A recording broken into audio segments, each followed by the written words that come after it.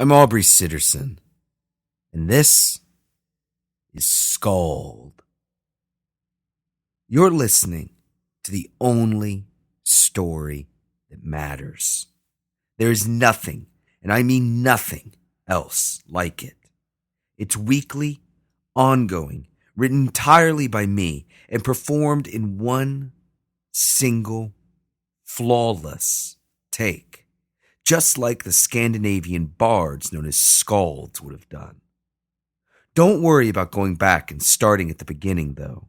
SKALD is designed for you to be able to jump in anywhere, including here with the best episode yet.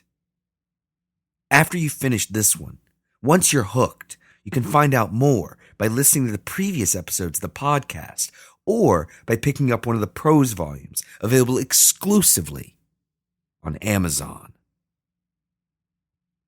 This isn't me reading you a story.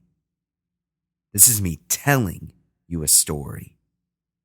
This is SKALD, part 86.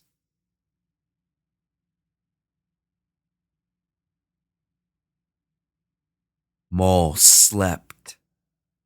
After gorging himself, after his forced journey through the sundered worlds, after a lifetime of unending, unspeakable torment, after having been denied what he deserved, what was rightfully his, Maul was exhausted. And so, he slept. Maul's sleep was deep, heavy, and near instantaneous. He fell willingly into his slumbers almost immediately upon reclining on that thin, filthy mat, before his troubled head even hit the thin, filthy pillow at one end of it. He didn't know whether he was safe or secure. He didn't know if he could trust his new allies, but truthfully, it didn't matter. Maul was exhausted, and so he slept. But Maul's sleep, though deep, was not untroubled. It was not dreamless. No, Maul was haunted. He was tormented throughout his slumbers. He was harrowed throughout the night, but not by dreams. No, what he saw were not some figments of his imagination. They were not some fevered conglomeration of truths and half-truths. They were not his shattered mind's futile attempts to knit itself back together. No, what he saw was real. What he saw were visions. Visions of where he had been, of where he had been banished and imprisoned, where the madness had taken him and relinquished its hold upon him again and again and again. But the memories of his time when given over to madness, when possessed by sheer, gibbering lunacy, that was not what truly afflicted him. Because truly, he had no memories of those times. He had no memories of what he did or what he saw when given fully over to the pandemonium of that hellish realm. And for that, at least, he was grateful. Though truly, he couldn't imagine anything worse than what he did remember. What he saw when he had fought through the madness, what he did when it had loosened its grasp upon him. Maul awoke with his skin scorched and raw.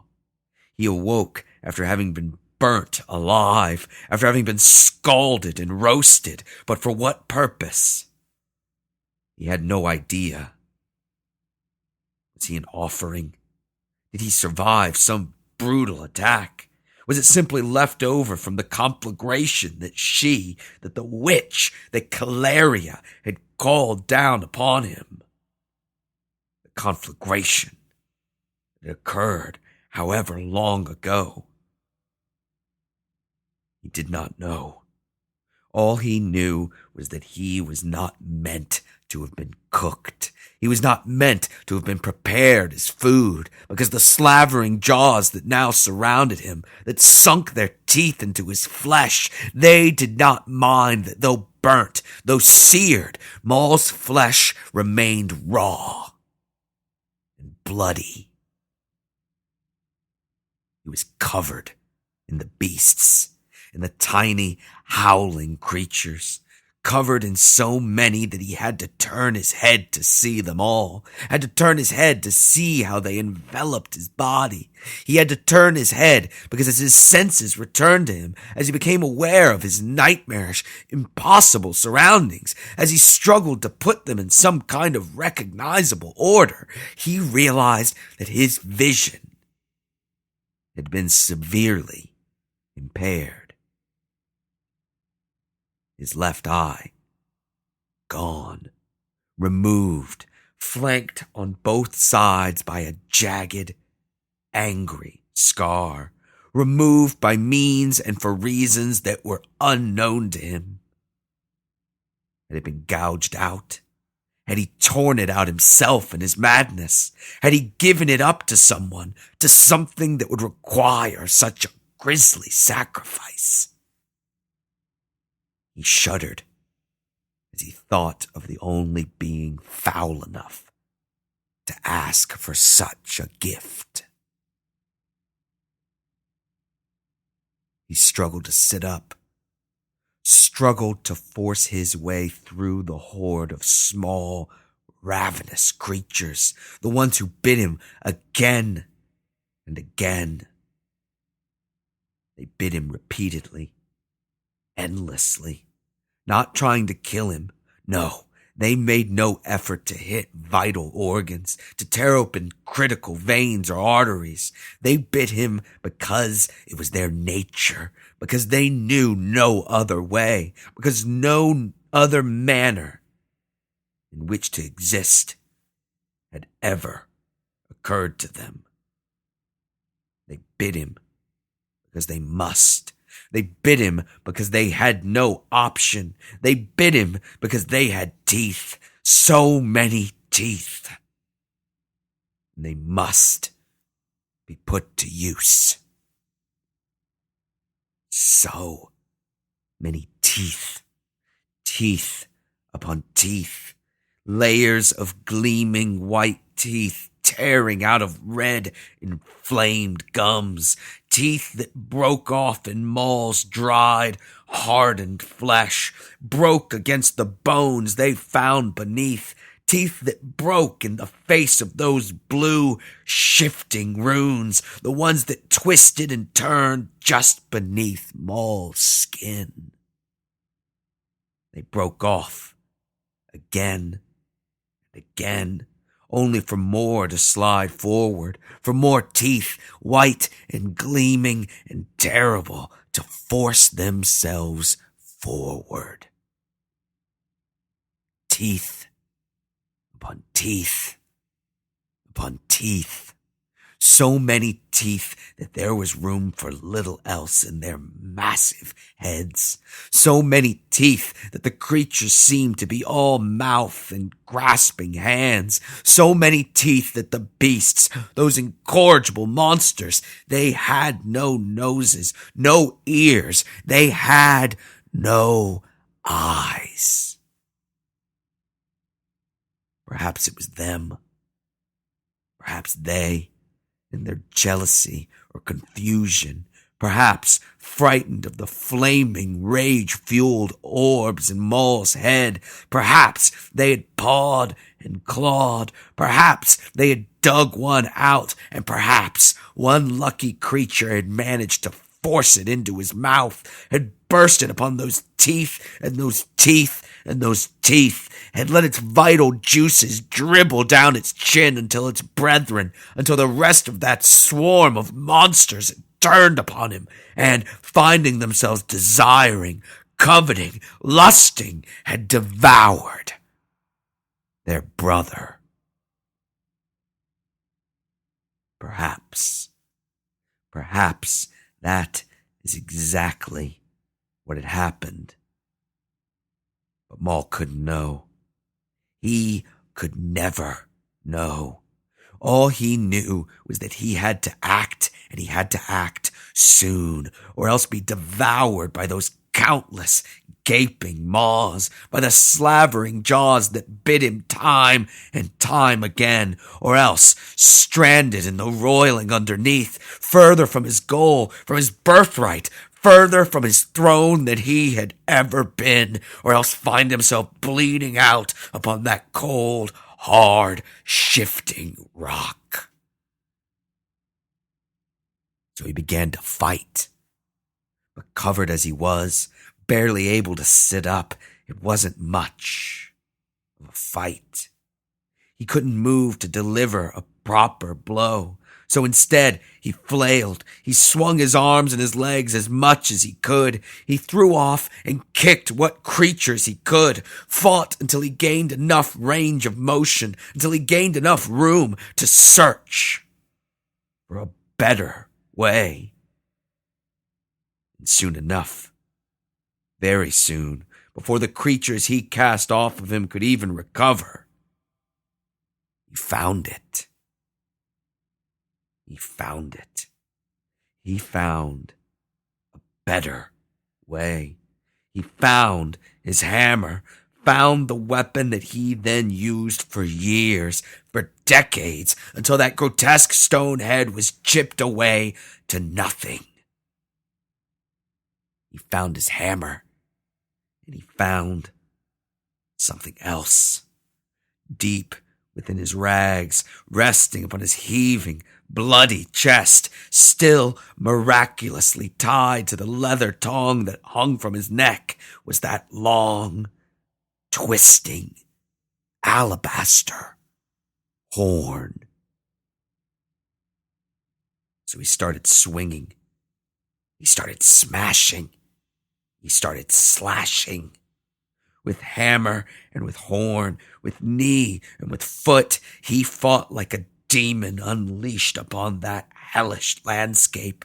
He fought like a man denied what he deserved for far, far too long. He fought like a man whose entire world had been taken from him. He fought like a man possessed, because that's exactly what he was. The monsters, that swarm, those snapping jaws, infinite in number and in appetite. At first, they didn't heed Maul. They didn't heed his punches, his kicks, or his flailing. They fell to the side. They were knocked off of him, but only by force, and soon enough, they were upon him once again, biting and grasping and tearing as if they had never left. At first, they were fearless, undeniable, unstoppable. But when Maul took up his hammer, when he took up his horn, that swarm of gnashing teeth, they knew fear. And though they had no eyes, they saw their doom rise up before them. And that's exactly what Maul did. He rose up before them, swinging and stabbing, roaring and screaming, his howls melding with the cries of those nameless, speechless beasts, creating a dim, dire harmony, one that sent chills up and down Maul's spine, though the heat in that hellish realm was as unbearable as ever. He rose up among them, beating them down, beating the breath out of them, beating them into the ground until they all learned, until they all knew fear. They all knew to fear Maul, to fear the one who had risen up from their number, risen up from their midst. He pummeled and slaughtered those beasts until they all knew to cower in his presence, in the presence of that hulking, burnt and bloody monster, and the grisly weapons that he swung endlessly, tirelessly. He beat them into submission. He taught them fear as he rose up among them and became their leader. It was not by choice, however.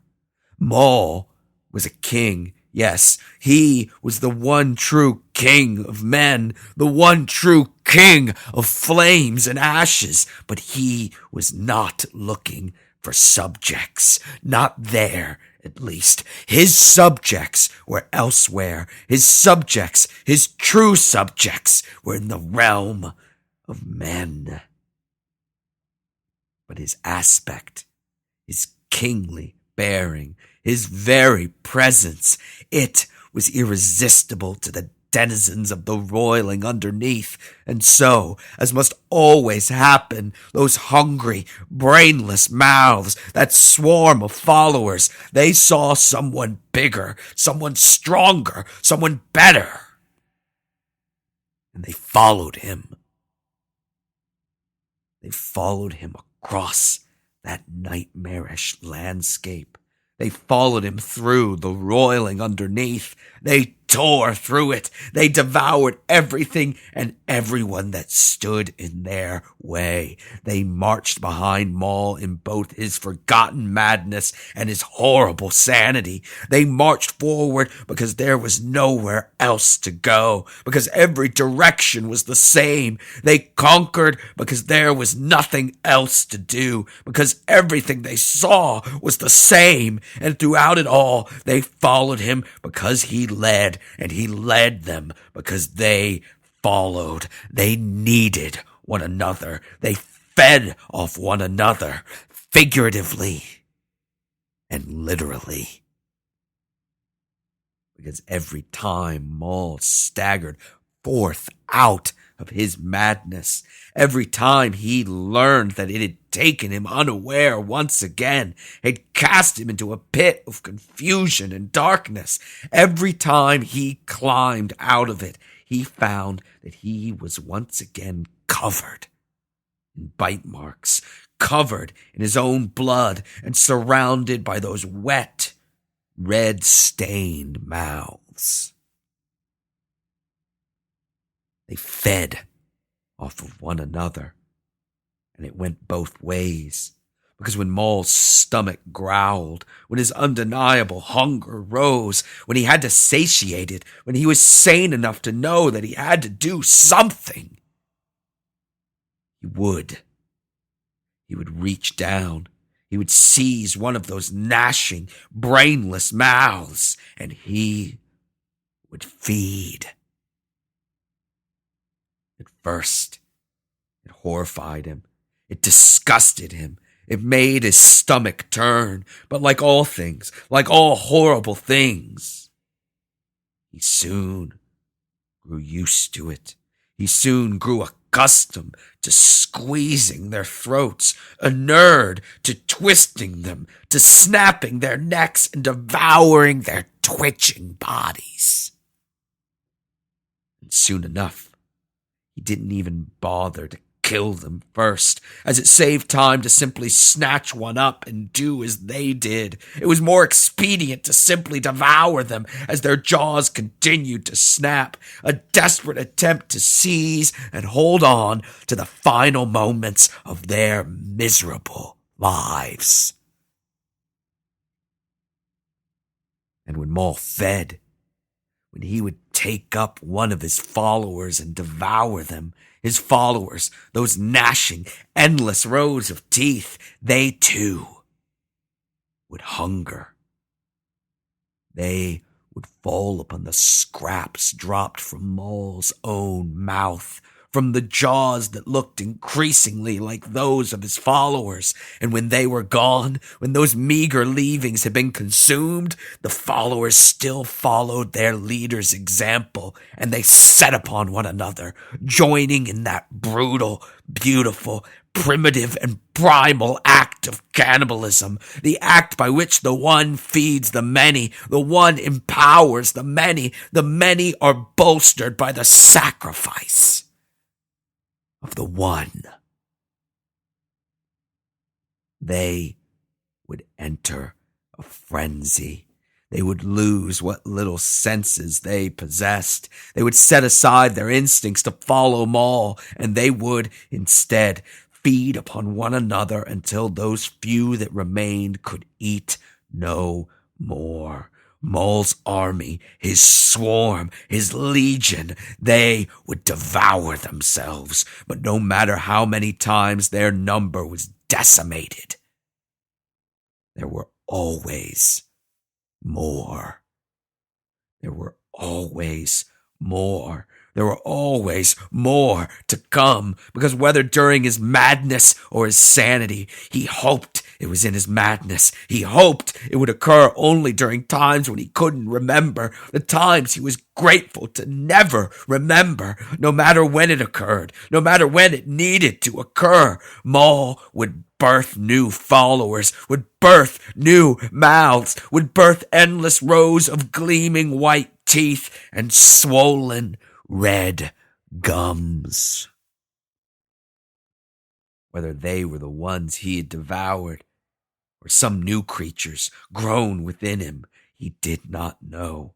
All he knew was that their birth was excruciating. He knew that it was unlike any pain he had ever experienced, as his head was struck by lightning, by bolts that came from deep within him, by bolts that cracked his skull open, tearing a hole in his forehead just wide enough for them, for his followers, for those creatures, for those gnashing mouths, for those sharpened teeth to tear their way out. They sprang forth from the cracks in his shattered mind, the unbridgeable gaps, the maddening breaches in his very psyche, and they sprang forth fully grown, fully formed, fully starving and ready to bite, ready to eat, ready to march, and ready to follow Maul to the ends of creation, to the root of creation, to the root of everything, to follow him through the roiling underneath that is the truth of all that is and the promise of all that isn't. And that's exactly what they did.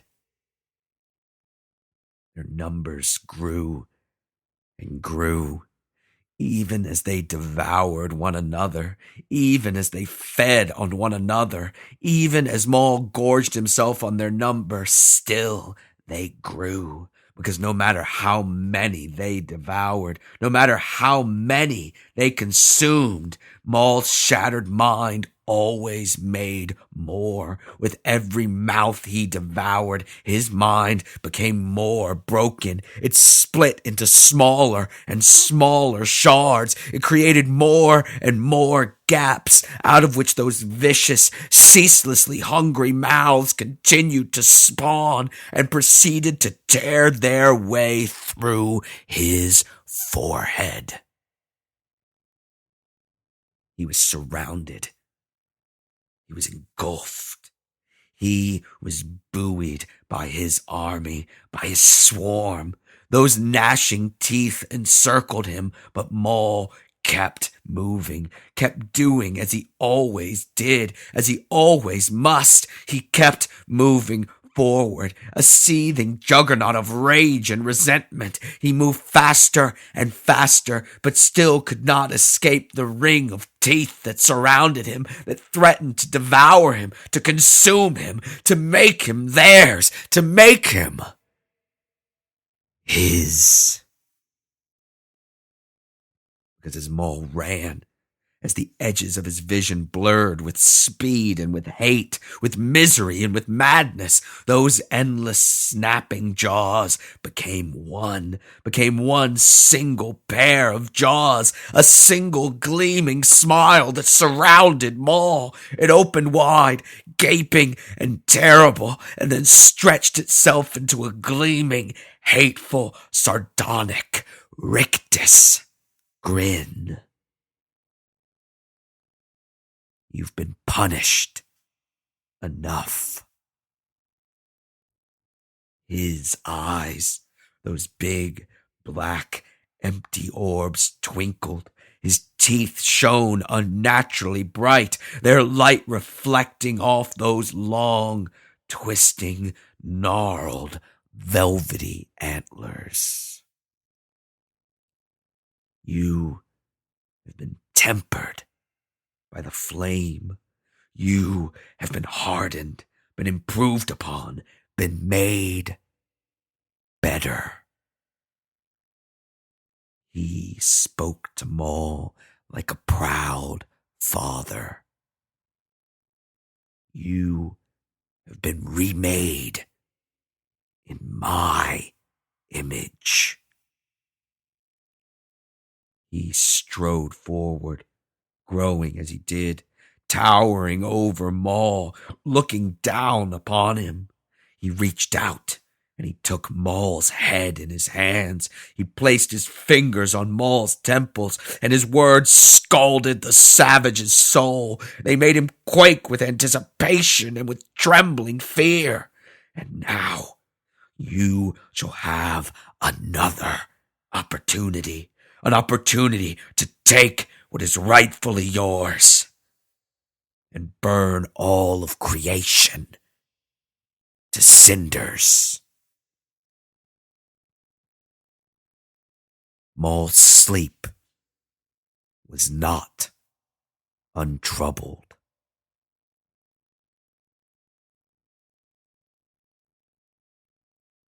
Calerio woke, screaming, assailed by nightmares that she could not and did not want to recall, but ones that left her ancient, wrinkled skin crawling and stinging. But even when she brought her own screams under control, even when she silenced the hopeless cries that had issued forth from her thin, chapped, and split lips, the screaming did not abate. She pried her eyes open, and within the night she saw a deeper, fuller patch of darkness, one that perched upon her bed in a position of deadly readiness. That massive head turned toward her, sensing that Caleria had awakened, and the Lady of Ravenna was confronted by her pet, by the massive cat beast, Umbra, whose eyes were held open wide in panic, her ears twitching from the sound of that horrible scream, the one that came from somewhere outside of Caleria's chambers. She climbed out of bed as quickly as her ancient, tired bones would allow her, as the muscles not yet warmed and eased from hours of inactivity would permit her. She seized her staff, that wooden staff, as gnarled and twisted as she was, with that giant smoky pearl placed atop of it, with Umbra by her side, her hand resting on the massive cat beast. She hobbled across her room, puzzled that no one else had heard the screaming, that none of her servants had tended to it. And she opened the door. The screams were even louder in the hallway. They were piercing and insufferable, and Caleria winced and grimaced as she staggered forward. And the further she walked, the closer she drew to the screams, the more she dreaded them, the more her soul quaked with anticipation and trembling fear, because she knew exactly where the screams were coming from. She went to the door, the one that only she could open. She used those arcane, troubling hand motions, the ones that none could look upon without being taken by blinding headaches, the ones necessary to open that heavy, handleless stone door. It swung open slowly. She stood there with Umbra, stood there hoping that she was wrong, but knowing that she was not.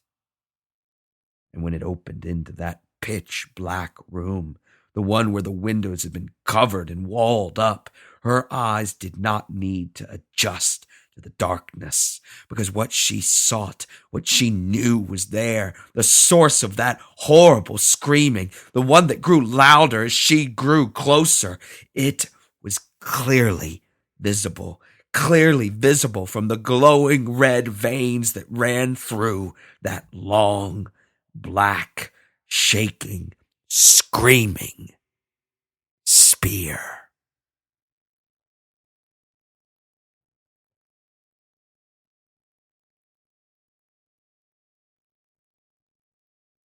Thanks for listening to this, the best episode of SKALD yet. Every week, I ask you to go leave the show a good review on iTunes. And this week, someone known only as Mumblecruffin has answered the call with this amazing review. A review that is quite possibly the best this show has ever received. There is never not a good time to listen to SKALD. There are a lot of shows, podcasts, or films where you have to be in the right mood in order to really enjoy them. SKALD is the complete opposite. With Aubrey's intense and passionate brand of storytelling, combined with the rich world he's created, whenever I get a new episode of SKALD in my feed, the mood is, by definition, right.